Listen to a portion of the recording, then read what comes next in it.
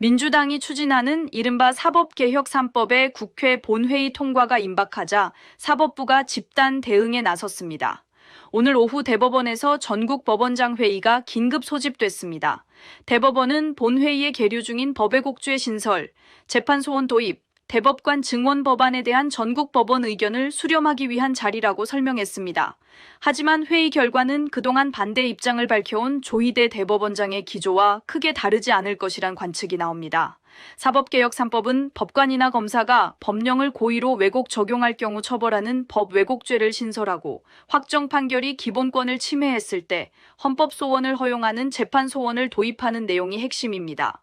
대법관을 14명에서 26명으로 늘리는 방안도 포함됐습니다. 법조계에선 사법개혁은 사법부가 자초한 것이라며 자의적 재판 방지와 재판의 공정성 확보를 위해 사법개혁 3법이 필요하다는 목소리가 큽니다. 현행 제도 아래서 법원의 부실 재판으로 국민들의 재판받을 권리가 충분히 보장되지 않고 있다는 지적입니다.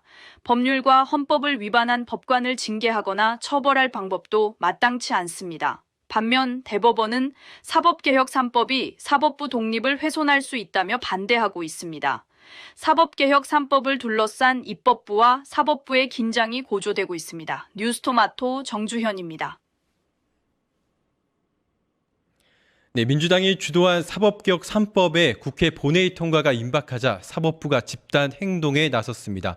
대법원에서 전국 법원장 회의를 긴급 소집하고 사법개혁 3법에 반기를 든 겁니다. 전국 법원장들 사실상 사법개혁 3법에 반대한 조희대 대법원장 입장에 힘을 싣는 모양새인데요. 관련해서 이지은 민주당 대변인 그리고 강성영 뉴스토마토 기자와 함께 이야기 나눠보겠습니다. 안녕하세요. 안녕하세요. 네, 먼저 이 사법개혁 관련해서 현재 사법개혁 3법의 주요 내용이 무엇인지부터 좀 알아보겠습니다. 어떤 내용이 있습니까? 네, 먼저 사법개혁 3법은 법 왜곡죄 신설 내용이 담긴 형법 개정안, 재판소원 도입 내용이 담긴 헌법재판소법 개정안, 그리고 대법관 증원 내용이 담긴 법원조직법 개정안 세 가지인데요. 내용에 대해서 좀 간단히 말씀드리면 먼저 법 왜곡죄는 형사사건에서 판사, 검사 등이 타인에게 위법부당하게 이익을 주거나 권익을 해할 목적으로 재판 수사 중인 사건에 관해 법을 왜곡하면 10년 이하의 징역을 처하도록 한 내용이 핵심입니다. 재판소원 도입 내용은 최종 확정된 법원의 재판이 헌법에 위반되거나 국민의 기본권을 침해했을 때 그 재판을 대상으로 헌법재판소에 취소 또는 구제를 청구하는 헌법소원 심판의 일종입니다.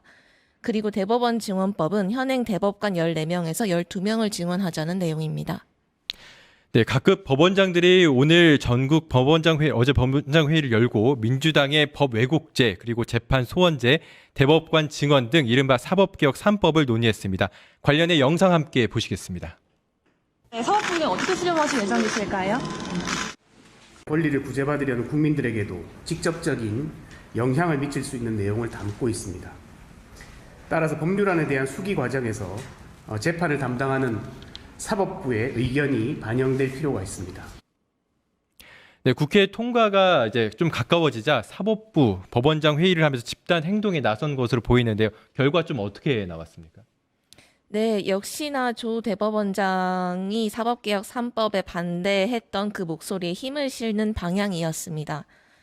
먼저 간단하게 좀 어제 결과를 말씀드리면 먼저 전제는 반성을 하는 전제를 하였는데요. 사법부는 국민의 신뢰를 통해서만 존립할 수 있음에도 국민의 신뢰를 받지 못하여 현 상황에 이르게 된 점에 대해서 무겁게 받아들인다 라고 하였지만 어쨌든 결과적으로는 사법개혁 3법에 대해서 심각한 유감을 표하고 깊은 우려를 밝혔습니다. 각 법안에 대해서 말씀드리면 법 왜곡죄에 대해서는 범죄 구성 요건이 추상적이어서 처벌 범위가 지나치게 확대될 수 있다. 처벌 조항으로 인해 고소고발이 남발되는 등 심대한 부작용이 발생할 수 있다. 그리고 재판소원 도입 관련해서는 재판 확정의 실질적 지연으로 인한 국민 피해가 우려된다. 그리고 대법관 증언 관련해서는 유일하게 일부 찬성하긴 하였는데요. 4인 증언, 그러니까 소부 하나를 더 만드는 것을 추진하고 추가 증언을 지속적으로 논의하는 것이 바람직하다라고 하였습니다. 네, 결과적으로 이제 전국 법원장들의 성토 자리로 보이는데요. 이 대변인, 사법부가 사실상 반대 입장을 집단적으로 표명한 것으로 볼 수 있을까요? 그렇습니다. 사실상 사법개혁에 반발했다라고 보이는데요. 니네가 어떻게 감히 우리를 심판할 수가 있어? 우리를 개혁한다고 나설 수가 있어? 라고 생각하는 굉장한 오만함의 발로다라고 생각을 합니다. 아까 기자님께서 말씀하신 것처럼 사법부는 국민이 있어야만 존립할 수 있다라고 하면서 마치 사과하는 듯한 모습을 보였지만 사과는 말로 하는 것이 아니라 행동으로 보여줘야 하는 거 아니겠습니까? 그런데 그 이후에 나왔던 이야기들은 이 사법개혁 안에 대해서 조목조목 다 반발을 하면서 받아들일 수 없다라고 저항을 한 것이었거든요. 근데 지금까지 보면 지금까지 이 법원장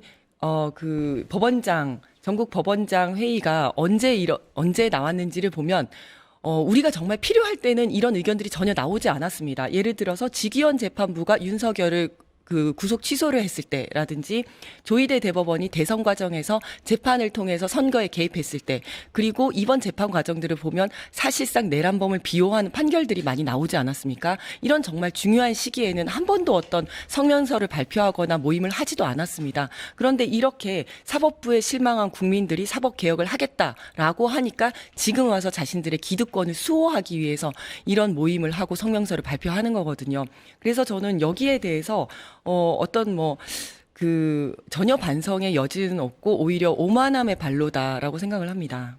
사실상 주요 국면마다 이게 사법부가 집단 행동에 나서는 것으로 보이는데 이런 일련의 움직임 전체적으로 좀 평가한다면 어떻게 좀 보십니까? 저는 방금 말씀드린 것처럼 진짜 필요할 때는 아무 말도 하지 않고 있다가 본인의 기득권이 조금이라도 이제 침해가 된다고 생각하니까 지금 와서 이렇게 일어나는 것은 정말 국민들로서는 이해하기 힘들고 오히려 더 사법부 개혁이 필요하다라는 정당성을 부여하는 행동이다라고 생각을 합니다.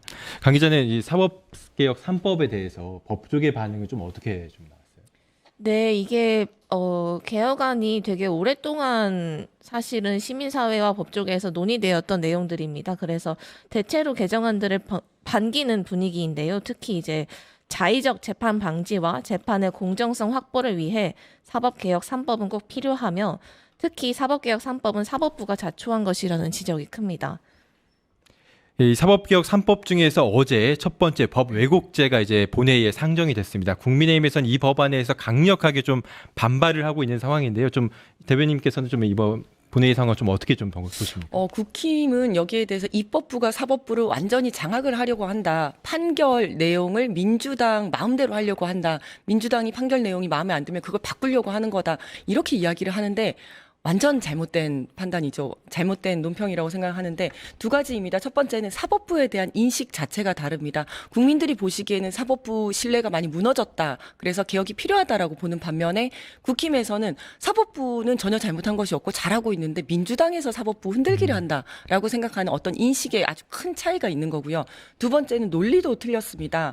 어차피 이 법을 만든다고 하더라도 결국 판결은 판사가 하는 겁니다. 그래서 이것을 기소할지 여부는 검사가 결정하는 거고 유무죄 여부는 판사가 판단한다는 측면에서 이것을 민주당 마음대로 판결을 좌지우지하려고 한다라든지 입법부 밑에 사법부를 발 아래 두려고 하는 거다라는 논평이나 주장은 전혀 사실과 맞지 않다라는 말씀을 드리겠습니다. 어제 본회의 상황을 보면 이 법 왜곡죄를 본회의 상정하기 전에 막판에 수정안을 냈는데요. 좀 이번에 수정을 거친 이유가 좀 어떤 걸로 좀 보십니까? 마지막까지 조금이라도 더 나은 법안을 만들기 위해서 최선을 다했다라고 생각을 해주시면 될 것 같은데요. 어제까지도 시민사회와 법조계에서 이 법 자체에 대해서는 반기면서도 이제 몇 가지 우려들이 있었습니다. 그리고 당 내에서도 위헌 소지가 있는 거 아니냐라는 우려들과 또 이제 당정청 협의 과정에서도 그런 시민사회의 목소리가 좀 전달이 된 것으로 알고 있습니다. 그리고 민주당 내에 또 율사들이 많지 않습니까? 그래서 의원총회에서도 다양한 의견이 오고 간 것으로 알고 있습니다.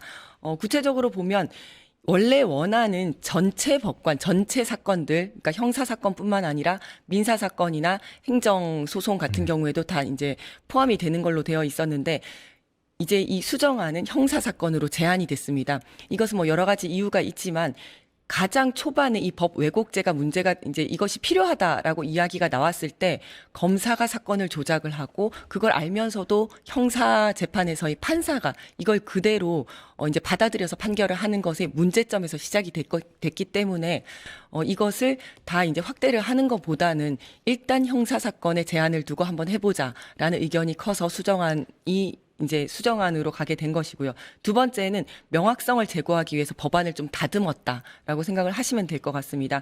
계속해서 이제 또 논의가 되었던 부분이 논리나 경험칙에 반하여 사실을 인정한 경우라는 문구가 좀 문제가 되었었습니다. 아시겠지만 논리나 경험칙, 특히 경험칙이라고 하면 사람들마다 다 생각이 좀 다른 좀 주관적인 기준이 아니겠습니까? 그래서 이 부분을 좀 더 명확하게 고쳤다 이렇게 생각을 하시면 될 것 같습니다. 네, 근데 어제 그 본회의 상정 이후에도 뭐 추미애 법사위원장이라든지 아니면 법사위 간사인 김용민 의원이라든지 법 왜곡죄를 막판 수정한 거에 대해서 당 지도부에 대한 좀 비판 발언이 있었는데 당내 이런 이견이나 이런 상황이 조금 수습 국면에 들어갈 수 있을지 좀 어떻게 보시는지? 저는 이제 사실 이 법 왜곡죄에 대해서 가장 오랫동안 고민하고 가장 잘 아는 분들이 법사위원이라고 생각을 합니다. 그래서 뭐 외국의 사례라든지 모든 것을 다 파악을 하고 이것이 위헌 소지도 없고 원안대로 가야지 효과를 발휘할 거라는 법사위원들의 말씀에 저는 굉장히 공감을 합니다. 그럼에도 불구하고 이거는 사법부 개혁의 완성이 아니라 첫 수를 뜬 것이거든요. 그리고 우리가 가본 길이 아니고 정말 처음 가보는 80년 만에 처음으로 사법부를 어떻게 개혁하자고 하면서 첫걸음을 뗀 것입니다. 그렇기 때문에 또 국회의원들 입장에서는 국민을 대변하다 보니까 국민들이 우려하는 부분들, 시민사회가 우려하는 부분들도 반영을 할 수밖에 없었기 때문에 지금은 이렇게 수정안으로 가게 되었지만 저는 이거는 이제 첫 수를 떴을 뿐이고 앞으로 이제 사법부 개혁은 계속해서 추진을 해 나가야 될 것이라고 생각합니다. 그래서 그런 부분들에 대해서도 법사위원들도 충분히 공감을 하고 있을 거라고 생각을 합니다. 네, 오늘 뭐 본회의에서 이제 법 왜곡죄 법안이 통과가 되고 뭐 차례대로 재판 소원제 아니면 대법관 증언법 등 이 사법개혁 3법이 통과가 될 텐데요. 사법개혁 3법 통과를 계기로 사법부의 신뢰가 회복되길 바라면서 지금까지 이지은 민주당 대변인 그리고 강석영 뉴스마트 기자와 이야기 나눴습니다. 다들 감사합니다. 감사합니다. 유튜브 구독하고 실시간 채팅과 댓글을 남기시면 매일매일 7천 TTCO를 드립니다. 참여 방법은 통통물 어플을 다운로드하고 회원가입과 로그인을 해주세요. 마이페이지에서 나의 회원 고유 번호를 복사해주세요. 유튜브 구독 후 실시간 채팅이나 댓글창에 고유 번호를 한 번만 입력하면 준비 끝!